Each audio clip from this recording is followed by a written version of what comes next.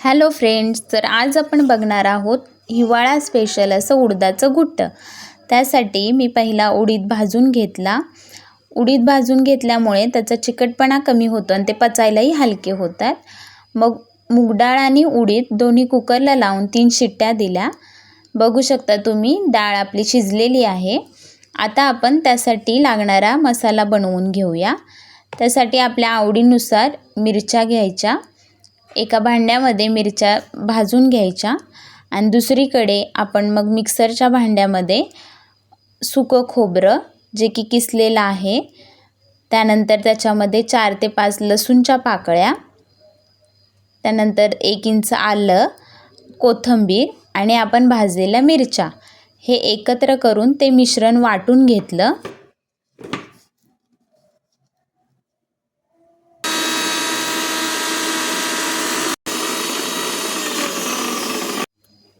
आता फोडणीसाठी एका भांड्यात तेल गरम करून त्याच्यामध्ये आपण मोहरी घातली।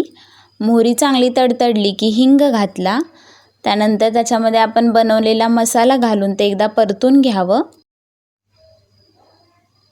मिश्रण चांगलं परतवल्यानंतर त्याच्यामध्ये आपण हळद आणि शिजलेली डाळ घालून घ्यावी। मग चवीनुसार मीठ घालून त्याला छानपैकी उकळी येऊ द्यावं।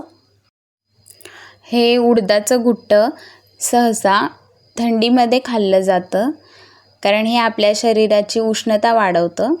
तसंच हे पचायलाही हलकं असतं, आपल्या शरीराला ताकदही देतं आणि सर्दी पडसे असेल तर ह्याचा आपल्याला चांगलाच फायदा होतो। तर आता आपण बघू शकता आपलं घुट्ट तयार झालेलं आहे। याला एक उकळी आली की गरमागरम घुट्ट आपण भाकरीसोबत किंवा भातासोबतही खाऊ शकतो।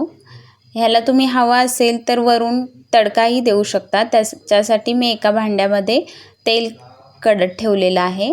त्याच्यामध्ये जिरे घातले, 2 लाल मिरच्या घातल्या आणि त्या चांगल्या फुलल्यानंतर वरून घुट्ट्यामध्ये ओतून दिल्या। अशा पद्धतीनं आपलं उडदाचं घुट्ट तयार आहे। नक्की ट्राय करून बघा आणि रेसिपी आवडली असेल तर लाईक, शेअर आणि सबस्क्राईब करा। Thank you, bye bye.